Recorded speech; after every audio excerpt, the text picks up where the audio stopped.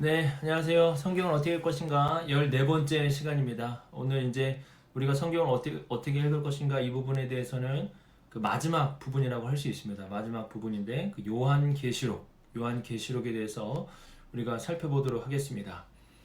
여러분 요한계시록 하면은 어떠한 이미지들이 떠오르십니까? 요한계시록 하면은 또 어떠한 감정이 또 여러분들에게 느껴지십니까? 보통 요한계시록을 하게 되면은 뭐 요런 여기 보시면은 타임라인이라 그래서 그 날짜를 계산을 하는 것을 볼 수가 있어요. 그래서 뭐 그 한때 뭐 두 때 뭐 이런 거 이따가 제가 숙제도 막 내드릴 텐데 뭐 이런 그 나오는 기간 요한계시록에 나오는 기간을 이렇게 숫자로 계산을 해가지고 여기 보니까 2030년 4월 30일이 뭐 천년 왕국이 도래하는 시점이다 이렇게 계산을 하기도 합니다. 또한 요한계시록 여러분 숫자들 보시면은 뭐 666이라든지 뭐 14만 4천이라든지 이런 숫자를 가지고 그 오늘날의 무언가로 이렇게 빗대어서 많이 설명을 합니다. 그래서 666은 뭐 로마의 교황을 뭐 상징한다. 뭐 이런 해석이 있기도 하고 14만 4천 같은 경우에는 신천지에서 이거를 문자적으로 해석해서 자신들이 어떤 새로운 새하늘과 새 땅의 그러한 자들이라는 것을 24만 4천이라는 거를 그렇게 가지고 해석을 하기도 합니다. 또 여기 보시면 요한계시록 하면 이런 이미지들 지구 종말과 그 이후 어떤 지구의 종말 해가지고 굉장히 무서운 이미지를 이렇게 해놓은 것을 볼 수가 있고 또 거기에 나오는 요한계시록 이미지들이 굉장히 낯설어요. 뭐 우리가 알만한 이미지가 아니에요. 표범도 막 있으면은 뭐 그런 게 아니에요. 뭐 이렇게 뭐 뿔이 10개를 달렸다든지 머리가 몇이라든지 또 뭐 음녀라든지 그의 모습이 뭐 어떠한 모습이라든지 뭐 이런 게 굉장히 낯선 이미지들이 많이 나타나고 있습니다. 그래서 이러한 것들을 보면서 해석하기가 참 어렵고 우리와 너무 다른 그런 성경이다 이렇게 많이 생각을 합니다. 문제는 그냥 어렵고 우리와 다르다 여기서 이제 끝나면 되는데 이것을 너무나 자의적으로 또 문자적으로 자기가 원하는 대로 이렇게 요한계시록 가지고 해석하는 그런 문제점들이 많이 있습니다. 그래서 여러분도 아시겠지만 요한계시록으로 인하여서 교회 안에 많은 혼란스러움들이 있었다는 것을 알 수 있습니다. 그래서 누가 해석하냐에 따라서 요한계시록의 메시지가 달라지는 이러한 일들이 많이 나타나고 있습니다. 제가 오늘 여러분들에게 말씀드리는 것은 아주 요한계시록을 읽을 때 가장 오해하는 이유에 대해서 좀 말씀을 드리고 그 다음에 요한계시록을 어떻게 해석을 해야 되는지 우리가 그동안 배웠던 것을 가지고 요한계시록을 해석을 할 수 있습니다. 사실은 우리가 그동안 쌓아왔던 것들이 요한계시록 해석할 수 있는 중요한 토양들이 되기 때문에 그러한 위주로 요한계시록을 어떻게 해석하는지 좀 말씀을 드리도록 하겠습니다. 요한계시록을 해석할 때 가장 큰 오해는 장르의 부재입니다.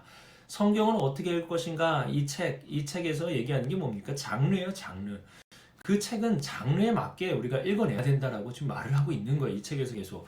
요한계시록도 똑같습니다. 요한계시록은 장르가 있어요. 어떠한 장르가 있는데 이러한 장르를 전혀 고려하지 않고 계시록을 읽어내는 겁니다. 그래서 그 안에서 많은 문제들이 나타나는 거예요. 근데 요한계시록의 특징이 뭐냐면은 장르가 어떤 하나에 국한되는 게 아니라 다양한 장르가 그 안에 나타나고 있다는 점이 특이한 점이라고 할 수 있습니다. 그래서 이 요한계시록에 나타나는 장르 크게 세 가지가 나타납니다. 이 세 가지가 뭐냐면은 서신과 예언과 묵시라는 이 장르가 하나의 책에 나타나고 있다는 거예요. 굉장히 독특합니다. 보통 서신이면 서신인데 근데 저도 사실은 이 서신서 읽어보면요 여러분 서신서 안에 묵시적 개념이 나타나는데 아주 뚜렷하게 요한계시록이 서신이 있고 예언이 있고 묵시가 뚜렷하게 나타나는 거예요. 마치 의도했다는 듯이 뭐 그렇게 이 요한계시록이 세 가지를 얘기하고 있습니다. 그래서 이 세 가지의 장르를 우리가 이해하면은 요한계시록을 풀어가는데 적어도 오해는 하지 않는다. 누가 요한계시록을 가지고 이게 장난을 치거나 여러분들에게 뭔가 좋지 않은 영향을 줄 때 요 세 가지의 유형들만 우리 청년들이 이해를 하면은 오해는 하지 않는다. 오해는 하지 않는다. 여러분 서신은 뭡니까? 서신. 우리가 배웠죠. 서신은 어떻게 읽어야 돼요? 상황을 파악해서 읽어야 된다고 제가 말씀을 드렸어요. 요한계시록 1장 4절 보시면 요한은 아시아에 있는 7 교회들에게 편지한다라고 되어 있습니다. 편지한대요, 편지. 그러니까 분명히 어떤 교회의 상황이 있었던 거예요. 이 상황을 우리가 파악을 해서 이 문맥을 고려해서 읽을 필요가 있다라는 거예요. 그러니까 요한계시록은요, 1세기에 있었던 어떤 요한이 편지를 쓰는 공동체 안에 문제가 일어난 거예요. 이 문제를 해결해 주기 위해서 요한이 편지를 쓴 겁니다. 그러면 당연히 우리가 요한계시록을 읽을 때 뭘 이해해야 되는 거예요? 1세기에 이 요한이 그 편지를 쓴 그 교회에 무슨 문제가 있었는가, 어떠한 상황이 있었는가를 우리가 파악을 해야 되는 거예요. 이런 파악조차 하지 않고 요한계시록을 그냥 바로 오늘 우리 교회에 해석하고 적용하니까 문제가 생기는 겁니다. 두 번째는 예언이에요, 여러분. 여기 보시면 물은 내가 사랑하는 자를 책망하여 징계하니 그러므로 내가 열심을 내가 회개하라, 이런 말을 하죠. 이게 예언적 문구예요. 제가 이 예언서를 우리가 해석할 때 그 뭐 서신서와 비슷한 부분이긴 하지만 당시 그 시대를 아우르는 역사적 상황을 우리가 파악해야 된다고 제가 말씀을 드렸어요.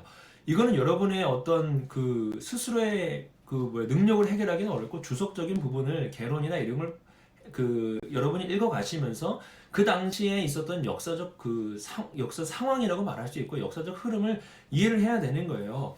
그래가지고 그 당시에 어떤 역사 속에서 무슨 말씀을 줬는지를 우리가 알아야 되는 거예요. 그리고 또 여러분 예언서 읽을 때 제가 이 예언이라는 것이 어떤 새로운 것을 창조해낸 게 아니라고 말씀을 드렸어요. 예언은 무엇입니까? 창안이 아니라 재구성이라고 제가 말씀을 드렸죠. 그래서 여러분이 성경을 어떻게 할 것인가 책을 보면은 요한계시록의 모험 부분은 성경은 성경으로 풀어야 된다라고 말을 하고 있어요. 이게 무슨 말이냐면 이미 기록된 것들을 토대로 해서 풀어내라는 거예요. 이게 가장 건전하다는 거예요. 쉽게 말하면 구약 성경을 가지고 풀어내라는 거예요. 구약 성경 또는 예수님의 말씀. 근데 거의 구약 성경으로 풀어낼 수 있습니다. 그러니까 요한계시록의 모호한 부분은 이 구약에 있는 이미지와 어떤 상징이나 이런 것을 가지고 풀어내야지 뭔가 어떤 새로운 것을 가지고 요한계시록에 접목시켜서 풀어내지 말라는 겁니다. 그러니까 이 예언이라는 것도 뭐예요? 그 율법이라는 어떤 그 틀 안에서 이게 기록이 된 거 아니겠습니까?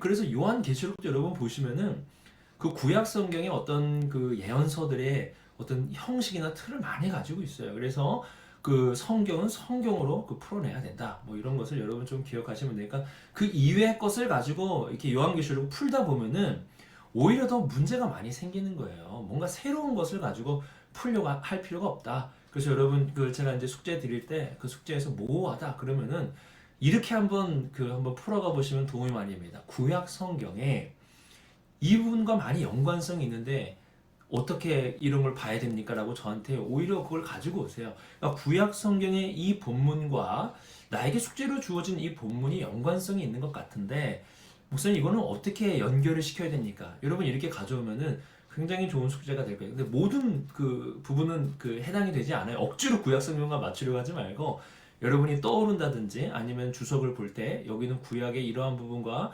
연관성이 있다 딱 하면은 그걸 가지고 오세요. 그걸 적어 오세요. 이해가 안 돼도 구약의 이 부분과 연관이 되는 것 같습니다라고 가지고 오시라 이거예요.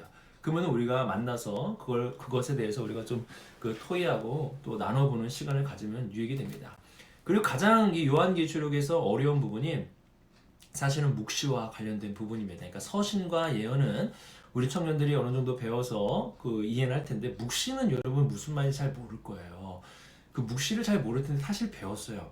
여러분 묵시가 무엇을 많이 가리키냐면 우리 예전에 하나님의 나라에 대해서 한번 시간을 할애해서 배웠죠. 하나님의 나라. 그러니까 하나님의 나라가 여러분 묵시와 관련된 부분이에요. 사실은 여기 보시면 묵시라는 게 이 책에도 나와 있지만 하나님의 우선은 이 책에 나와 있는 거는 좀 이 하나님의 나라의 개념이랑 이렇게 연결은 시키지 않아요. 그런데 여러분 하나님의 나라 배울 때 제가 묵시에 대해 설명을 간단하게 드렸죠. 그러니까 하나님의 나라를 이해하기 위해서는 묵시를 이해해야 되는 거예요. 묵시는 뭡니까? 인간의 역사가 쭉 되는데 그 역사가 지속되는 게 아니라 새로운 세계, 새로운 세상, 새로운 시간 그것이 이 땅에 도래한다라는 개념이 묵시예요. 묵시. 이게 묵시의 핵심입니다, 여러분. 그래서 요한계시록에서 새하늘과 새 땅, 하늘에 이루어질 그 일에 대해서 우리들에게 그 설명을 해주고 있는 거예요. 그래서 묵시적인 겁니다. 그래서 그 하늘에 이루어진 그 일이 이 땅에 이루어질 것이다.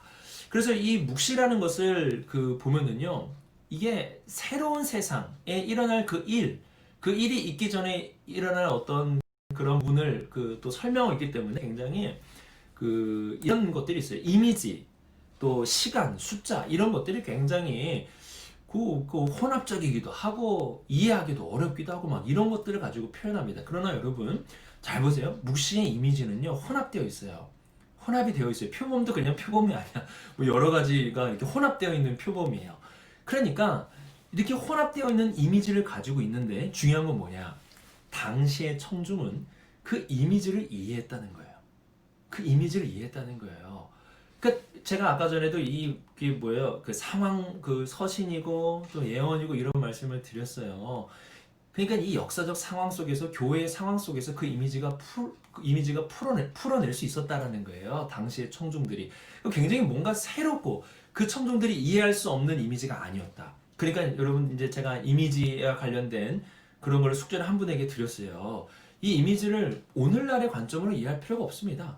그냥 당시의 청중은 그 바벨론 하면은 딱 어떤 이미지가 떠올랐다라는 거예요. 음녀 하면은 어떤 이미지가 딱 떠올랐다는 거예요.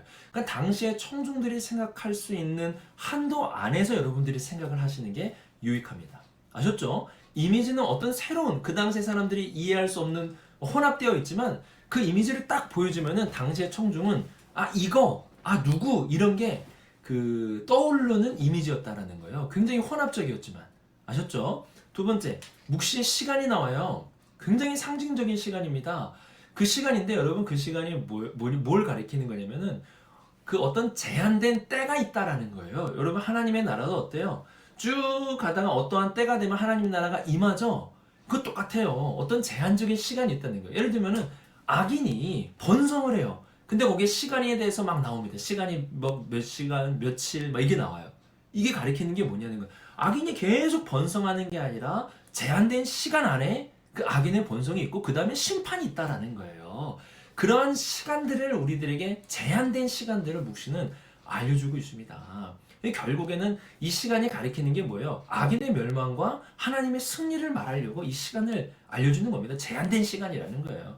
그러니까 이거는 실제적인 시간을 말하는 게 아니라 어떠한 제한성을 우리들에게 알려주고 있는 거예요. 그리고 또 묵시에 나오는 숫자가 있어요. 666이나 14만 4천이나 이런 숫자가 나옵니다. 여러분 이건 문자적이지 않아요. 묵시를 가리키는 거예요. 묵시. 이 세상에 도래할 하나님의 어떤 시간이나 그때 일어날 일들에 대해서 이런 숫자들로 우리들에게 표현해 주는 겁니다. 그래서 이 숫자는 실제적인 어떤 숫자를 말하는 게 아니에요. 굉장히 그날에 일어날 일이 크고 놀랍고 우리가 상상한 그 이상의 일들이란 말이에요. 이거를 숫자로 표현하기 위해서 그 숫자가 가지고 있는 상징적인 의미들을 최대한 활용해서 설명을 하는 것입니다. 14만 4천이라는 것도 실제적인 숫자가 아니라 그 14만 4천을 통해서 뭔가를 표현하고 싶었던 거예요. 그날에 일어날 일들에 대해서 표현하고 싶었던 겁니다. 그러니까 이러한 묵시의 이미지는 당시의 사람들이 이해할 만한 거예요. 딱 보면은 뭔가가 떠올랐다는 거예요. 묵시의 시간이라는 것은 어떤 제한적인 악인의 심판과 하나님의 승리를 알려주는 제한된 시간을 알려준다는 거. 숫자라는 것은 뭐예요? 문자적이지 않아요. 뭔가 일어날 큰 일을 표현하기 위한 어떤 상징적이며 비유적인 그런 숫자의 의미들을 사용했다라는 사실을 여러분 기억하시면 되겠습니다. 자, 그래서 어떻게 해석하냐? 이렇게 하면 돼요. 당시의 역사적 상황을 파악하세요. 그리고 교회의 상황을 파악하세요. 그러니까 당시 역사적 상황 속에서 교회가 어떠한 일을 겪고 있었는지를 파악을 하시라 이거예요. 그 다음에 성경의 한계를 넘지 마세요. 구약 성경을 최대한 활용해서 묵시나 이런 부분들 여러분들이 이해할 수 없는 부분들을 해석하려고 노력하시면 돼요. 그리고 중요한 거는 당시의 청중은 요한계시록을 이해했다라는 겁니다. 모호하지 않아요.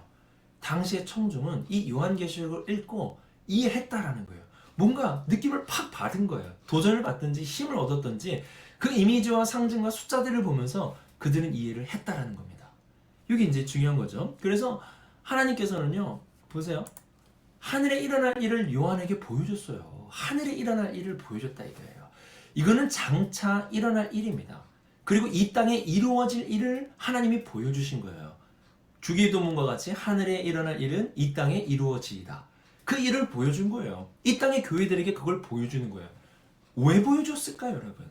그 하늘의 놀랍고 크고 위대한 그 일들, 그 묵시적인 그 놀라운 일들을 왜 요한에게 보여줬을까? 여러분 생각해 보세요. 교회 공동체에게 이거를 보여준 거예요. 미리 보여준 거예요. 왜 보여줬을까요? 이게 바로 요한계시록의 핵심입니다. 왜 그들에게 하늘의 일들을 미리 보여줬을까? 그 하늘의 일이 가리키는 게 뭡니까? 이거예요. 하나님이 결국엔 이기신다라는 거예요. 그래서 교회는 결국에 승리한다라는 거예요. 교회에 무슨 상황이 있었을까요? 당시에 역사적으로 어떠한 일이 있었길래 하나님은 요한을 불러서 하늘의 놀라운 일을 보여주셨을까요? 이제 우리가 요한계시록과 관련된 부분을 우리가 숙제로 풀어가 보면서 그 요한계시록을 좀 더 명확하게 이해할 수 있는 시간이 되기를 바랍니다. 자, 보세요. 우리 시기청년은 뭐 하시면 되냐면 요한계시록의 상황을 설명하시면 돼요. 요한계시록의 요한의 상황, 또한 수신자의 상황, 당시의 역사적인 상황들, 역사적인은 말 안 썼는데 해오셔야 돼요. 당시의 역사와 요한의 상황과 수신자의 상황을 개론서를 보시면서 정리를 해서 우리들에게 설명을 해주시면 됩니다. 그러면 이해가 되는 거예요. 왜 요한계시록에서 하늘의 일들을 미리 보여줬는지 이 상황을 보면 알 수가 있어요. 알 수가 있어요. 자, 그 1번 우리 시교청년 잘해주세요. 2번 7장에 나타나는 14만 4천에 대해서 설명하세요. 자, 유정이가 이걸 할 텐데 이 숫자가 가지는 의미가 무엇인지를 풀어서 우리들에게 알려주면 되겠습니다. 이거는 문자적이지 않다 그랬어요. 제가 이거는 상징적인, 숫자는 상징적이다. 하늘에 일어날 일을 설명하기 위해서 이 숫자의 의미를 가지고 왔다라고 말씀을 드렸습니다. 그리고 자, 우리 3번 우리 한비 씨가 11장 1에서 14절, 이건 기간에 대한 내용이에요. 42달이 뭐냐? 1260일이 뭐냐? 3일 반이 뭐냐?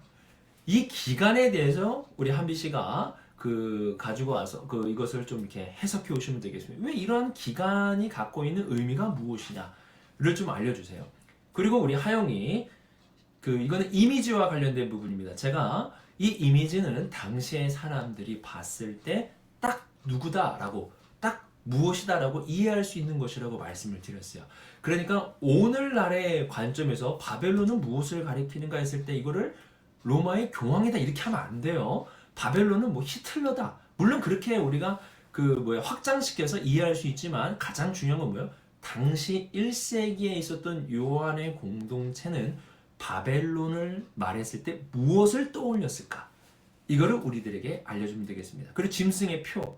이거 짐승의 표 바코드다. 666 바코드 우리의 이거 심었다. 손목에 바코드를 심었다. 이렇게 얘기하는데 당시의 사람들은 이 짐승의 표를 무엇이라고 이해했을지 우리들에게 알려주면 되겠습니다. 자, 이렇게 우리가 요한계시록을 이렇게 살펴봤습니다. 여러분 책을 보시면서 좀 더 확장시켜서 이해해 보시고 또 우리가 만나서 숙제를 해가면서 더욱더 요한계시록의 아주 중요한 의미들을 살펴보도록 하겠습니다. 수고 많으셨습니다. 주일에 뵙겠습니다.